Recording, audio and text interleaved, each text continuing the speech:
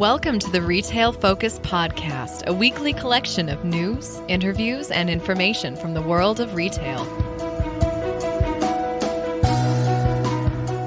Welcome to this midweek edition of the Retail Focus Podcast. I'm Trent Kling for Leighton Kling, working behind the scenes. Coming up on today's show, an interview with Melissa Wong, CEO of Retail Zipline. Retail Zipline is a communications platform really changing the way retail companies communicate, not only in terms of from corporate to the individual stores, but also within the stores themselves. Melissa will join us to talk about the different communication dynamics within a retail store. And it's quite interesting because honestly, this is something overlooked by a lot of communication platforms, and so important to look at retail as the truly unique industry it is. We'll also look ahead to JD Sports purchasing Shoe Palace. That news coming down this week. And in our news segment, we'll talk about Fed data and macro information that we got this week, which we don't often do here on the podcast. A reminder that if you like us, you can certainly rate us on whichever platform you access us. Those ratings, again, if you like us, help others to find our podcast. And again, we have a huge amount of new listeners really over the last 3 months. So thank you all for downloading and listening to the podcast. We certainly could not do this without the power of our listeners. Additionally, you can check us out on social media at Retail Podcast on both Twitter and Instagram. So let's talk about that Fed data. Honestly, a lot of the headlines came out and they were negative. Headlines this week read, shoppers pull back on spending and retail sales plummet, among other negative things. But when you actually look at the numbers from a retail perspective, things actually don't appear as bad as they were let on. And honestly, you could even make an argument that there was strength in retail through November, given the circumstances. Now, again, we all know that October retail sales were impressive. Fed data showed that, but also everything we've heard from retailers on earnings calls throughout November indicated that October sales were very high as a result of some of those early deals, as a result of some of the Prime Day spillover. November's numbers mark a continuation of that, although not to the same extent, and that's why you see a slight sequential drop. And first, I want to talk about this Fed data because when you look at it, it includes car sales, it includes other things. We on the podcast prefer to break out retail trade sales separately from automobile and restaurant sales, which the Fed's top-line numbers do not do. So keep in mind, when you see these headlines, although it's referred to as retail sales, really you've got automobiles, restaurants factored in there, and we all know restaurant sales not so good, especially sequentially with more orders in place closing restaurants or closing dine-in restaurants at the very least.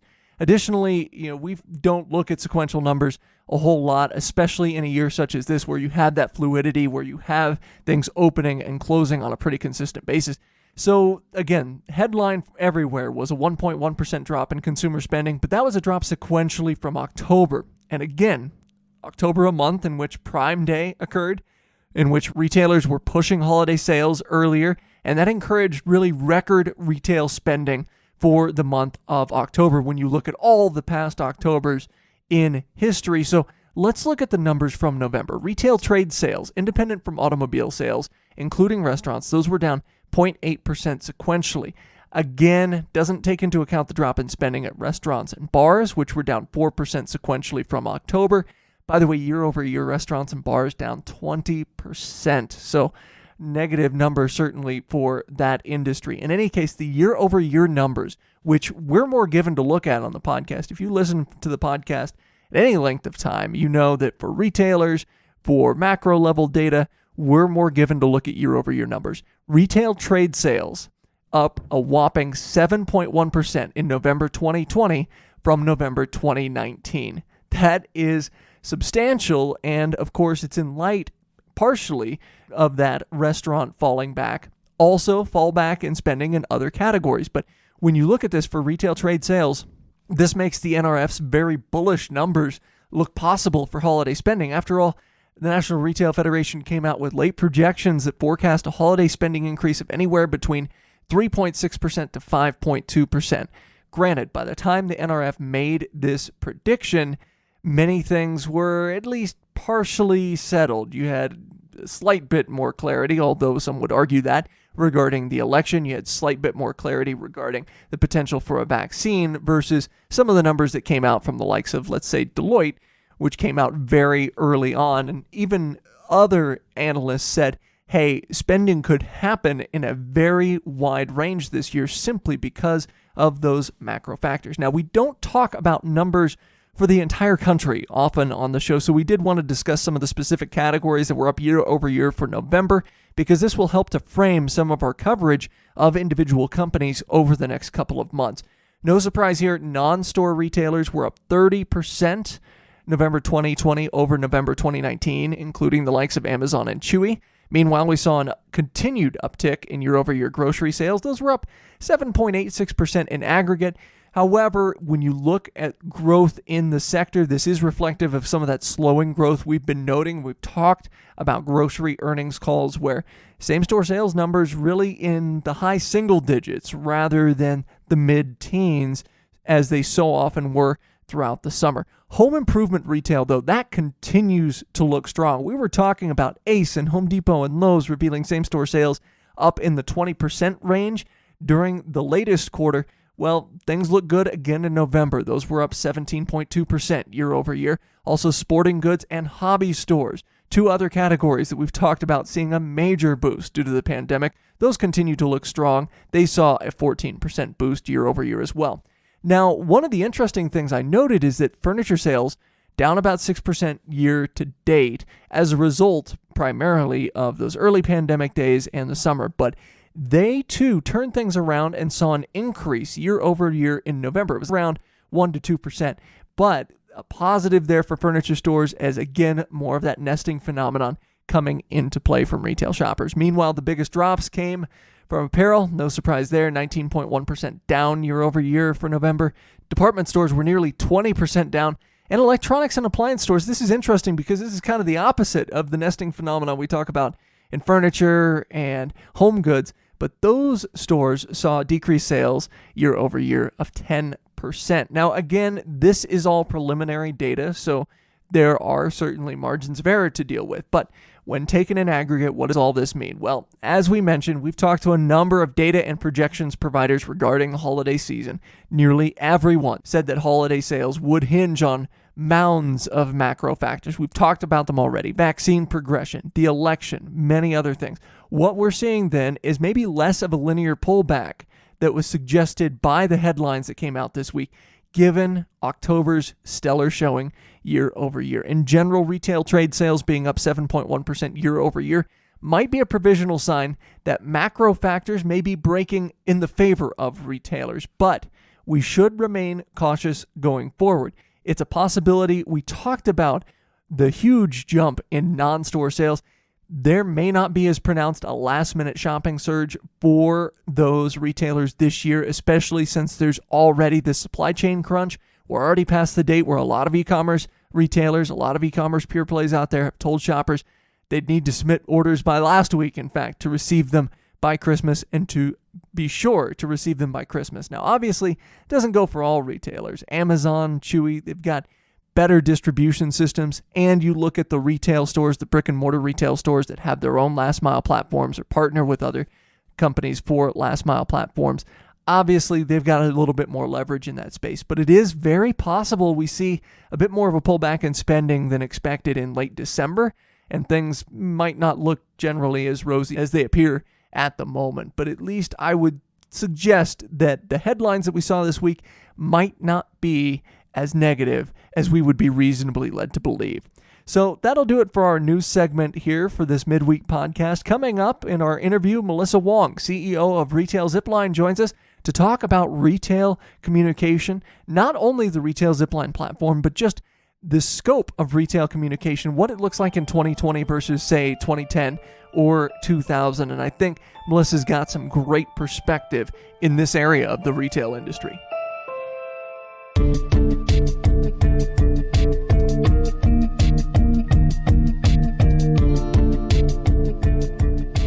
Even before COVID, the ways in which retail associates communicated with management and each other was changing. But now, especially with so many things like local regulations to bring up something that's topical, changing at a moment's notice, it's especially important for everyone within a retail organization to be able to communicate instantly with one another and efficiently delegate tasks as needed. To discuss this rapidly changing world of retail associate communication, we're pleased to be joined by Melissa Wong, the CEO of Retail Zipline. Retail Zipline, just as a bit of a background, serves various retail clients, including American Eagle, Sephora, and one of our show's favorite regional grocers, Hy-Vee. Melissa, welcome to the podcast, and thank you for joining us today.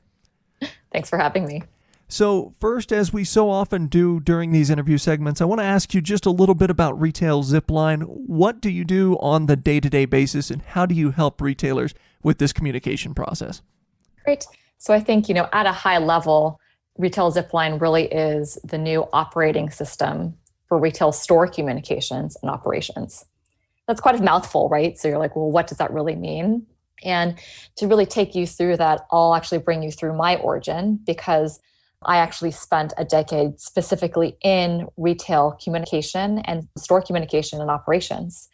And one of the things that I found in my decade within brands is that the company would be sending down information regarding marketing or merchandising, promo changes, recalls, and we'd send it down, right? It'd be at the end of the quarter, and the executives would walk into the store the next day and they'd be like, I get a call myself. Why didn't the store actually do the thing we asked them to do? It's material to the business.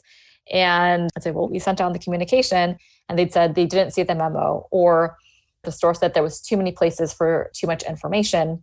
And really what we found is that the lack of execution was a result of no good ways to actually have a clear channel of communication from headquarters down to the stores, and even enabling the communication, what you pointed out, within the store itself, because the store is a pretty unique environment where work is changing from one person to another. So, that's a very long-winded way of talking about what we're doing, but we're really bringing better execution and better engagement into store teams to align them behind strategic objectives. And you bring this up, really, there's communication on two fronts, one from corporate to the individual store, and then second, within the individual store ecosystem when you're looking at a brick and mortar environment. And let's look at that store ecosystem for a moment. What are some of the ways in which, even before COVID hit, intra-associate communication or intra-store communication has changed in retail over the last decade?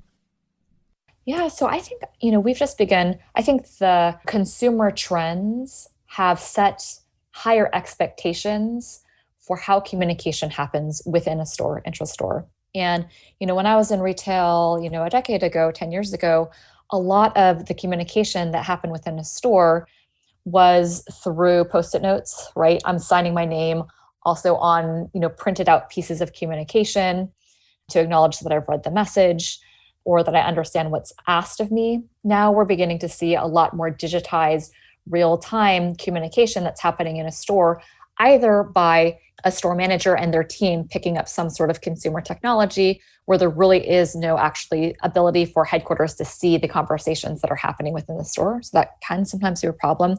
Or by corporate teams buying communication technologies for their store teams to talk between each other in a more agile and real-time way, essentially replacing a lot of the old PDFs, the sticky notes, et cetera.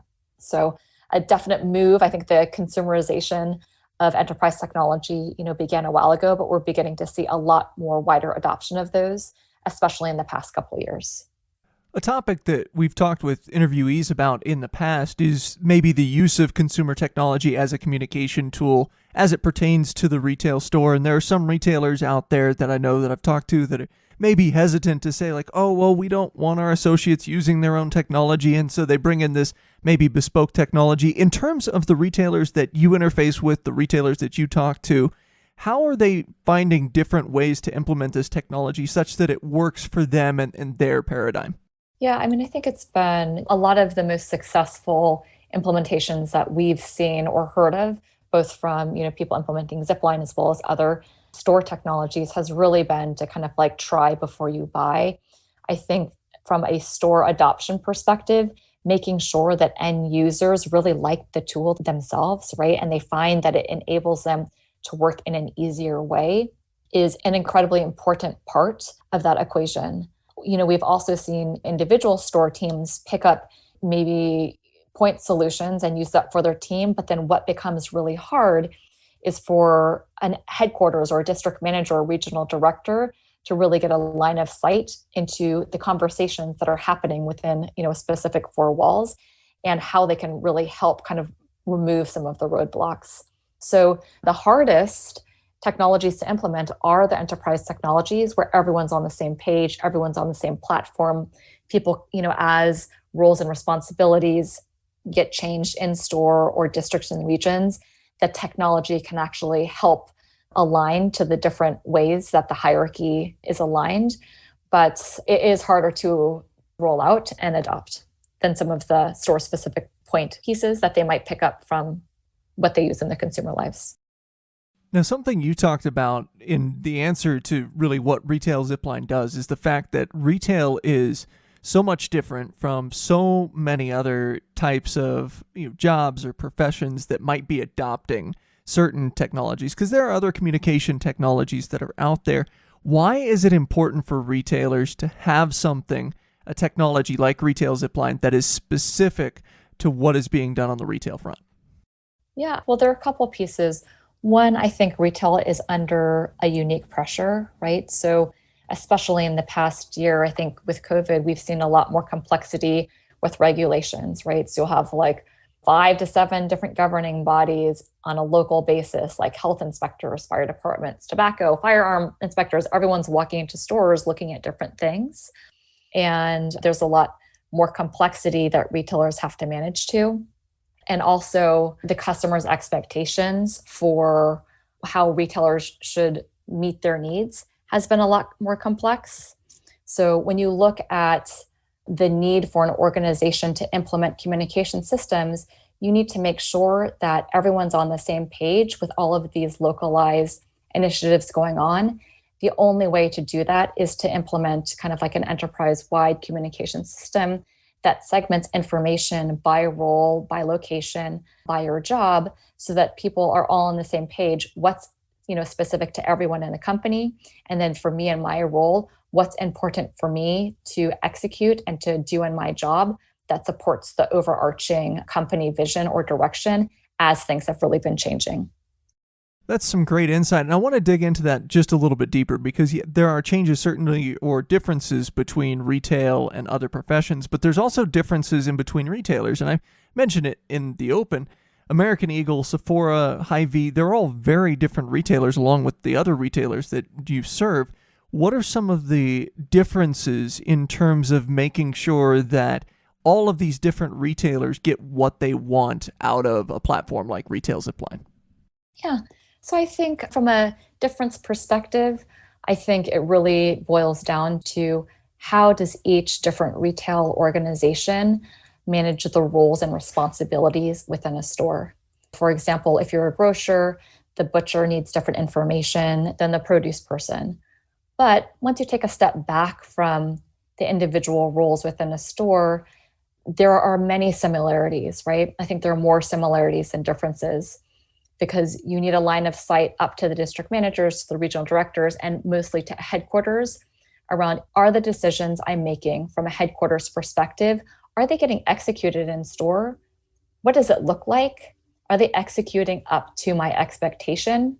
And whether or not I'm a retailer like Sephora that has like a high-end brand feel, right, where it's a very elevated, or if I'm kind of like a scrappier retailer, maybe like Old Navy, overall, what all brands are trying to achieve is bring that brand promise to the customer and use the store team and the associates as like the best brand advocates. And the differences between the retailers are in which associates are responsible for which things. But ultimately, it's a lot more similar between retailers than you might expect. I want to pivot here a little bit to the last 9 months or so, let's say. We've obviously had a lot of retailers that have had great reason to use communication devices with their associates. As we referenced in the introduction, you've had COVID, you've had protests, you've had obviously a number of different things that go on that don't maybe happen in a typical year. What are some of the ways in which retailers have used this communication platform to ensure that associates know everything they need to know in real time? Yeah. So for us, we actually break down communication into 4 different communication pillars. And we think that this intent-based communication channel is what provides clarity for people on the things that they should know and the things that they should do on a day-to-day basis. So for us, that breaks down into like what you need to know. So that could be letters from the president. That's what you need to do, like setting up marketing. There's evergreen resources like policy, procedure, et cetera, and then dialogue, discussion, and debate. So as we look at, what's happened over the past 60, 90 days, for us, the need for communication channels that really enable people to understand and act in a more nimble way and have more of a line of sight into what they need to do at their specific location is the most important thing, because it relates to a lot of the health and safety regulations and the complexity that we're seeing there. I'm curious too, because again, as we talked about, a lot of this type of technology just didn't exist 20 years ago. It was many times paper-based or orally based, the communication within stores. What's the feedback been like for the retailers that you work with from the associates as far as how much they either enjoy the platform or feel as though the platform brings about a greater sense of accountability? So surprisingly for us, our store teams and the associates are our greatest advocates. And for us, we exist to be in service to stores. And I think exactly what you're saying, that, technology like this didn't exist 20 years ago. And what we're doing from a digitization perspective is really automating some of those manual things that people have to do and saving them time so that they can focus on the things that are the most important to them. Like our store teams didn't sign up to work in stores because they love searching for the PDF file to put up the marketing, or, being in the back room trying to piece together what the expectation is. Our store teams joined the brands because they believed in the brand and they really loved being in front of the customer. And so for us, from a Zipline perspective, we really encourage pilots. We've had 100% pilot conversion, and that's from feedback from the store teams, right? This product was specifically built for the store user in mind. It wasn't necessarily, built with, IT. We're really there to help people do their jobs better and easier and kind of bring the way that people work into the 21st century.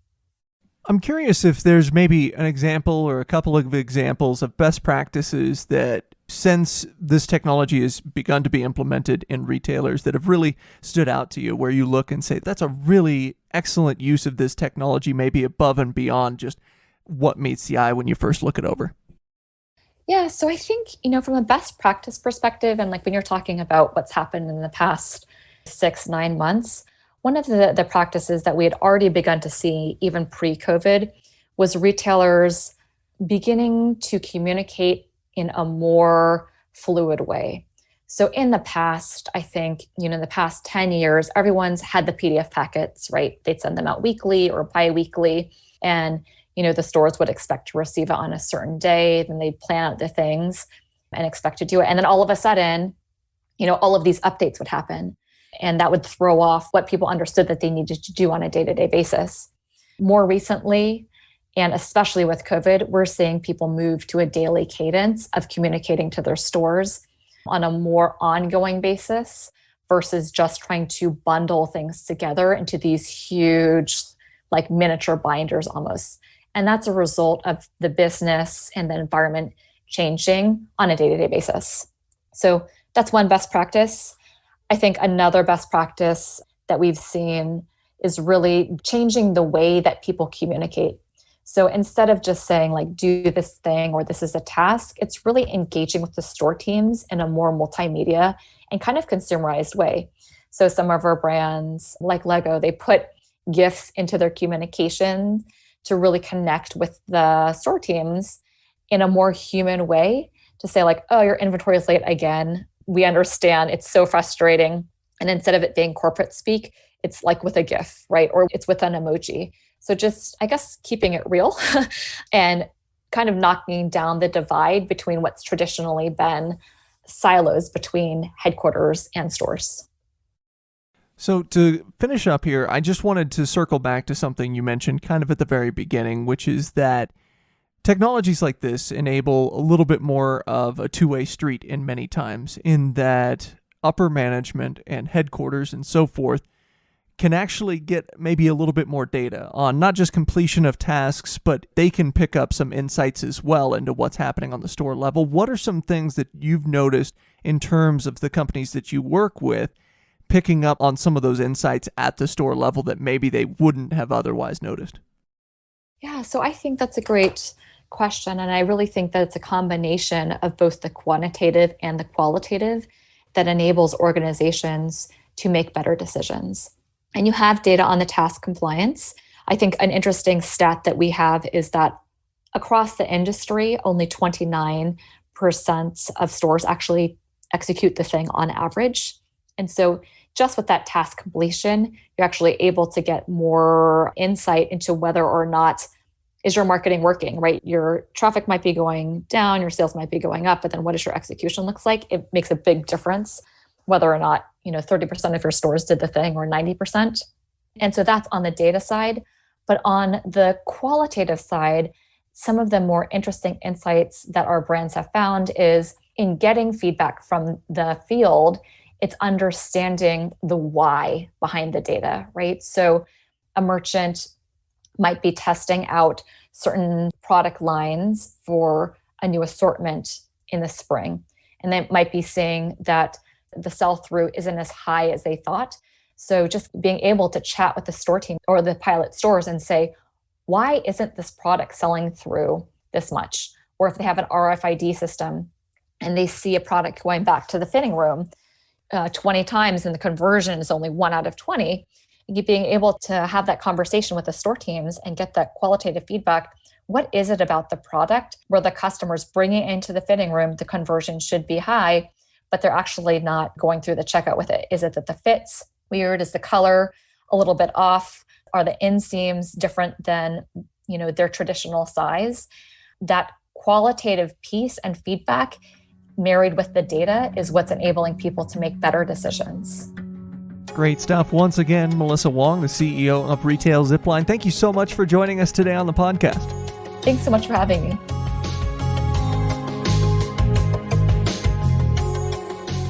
As always, we may have a position in or against companies we discuss on the podcast. Do not invest in stocks solely on the input of the podcast hosts.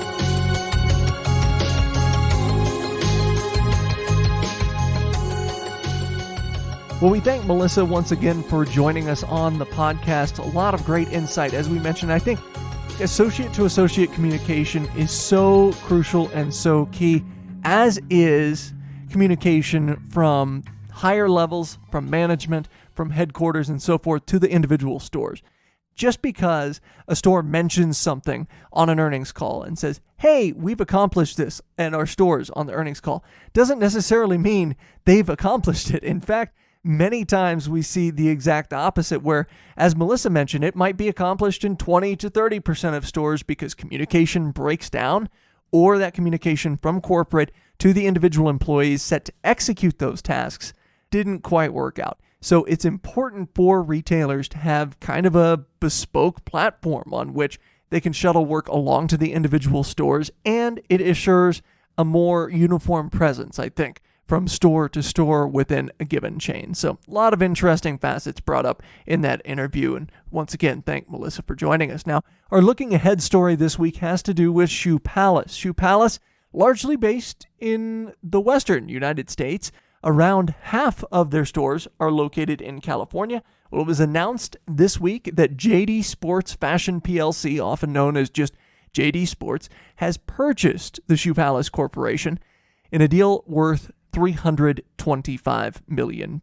Now, you'll recall JD Sports actually was the company that acquired Finish Line, who had been up and down in years prior to that acquisition back in 2018. It was great timing for JD Sports because although we don't get Finish Line earnings, certainly sneaker culture has boomed over the last couple of years. And yes, we see this on the secondary market, but we see it on the primary market as well. So they are trying to extend this. Now, it's interesting because Shoe Palace was primarily a family organization. It was run by the Mershow family, and the CEO of Shoe Palace is currently George Mershow.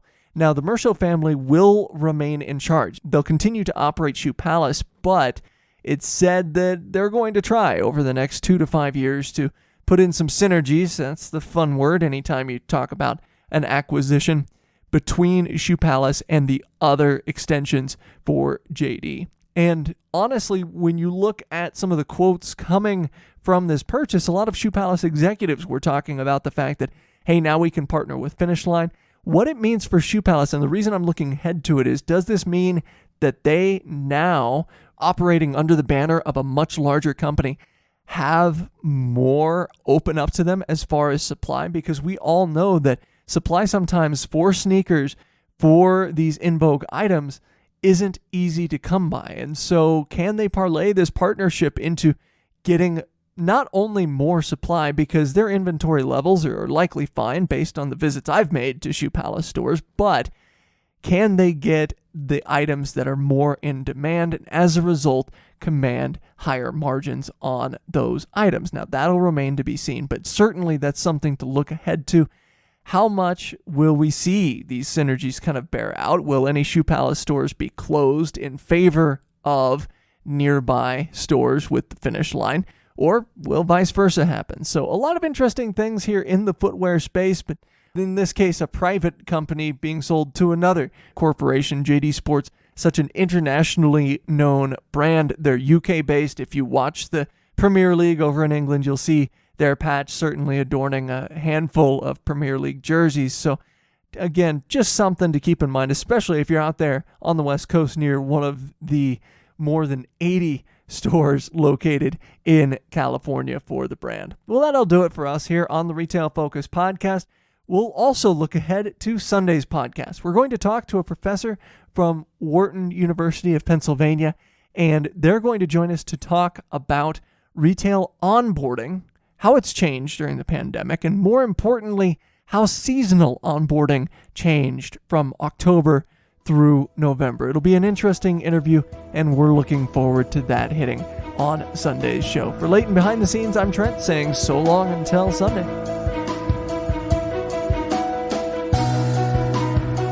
This has been the Retail Focus Podcast. For more, visit our website at retailfocuspodcast.com and subscribe on iTunes or Stitcher.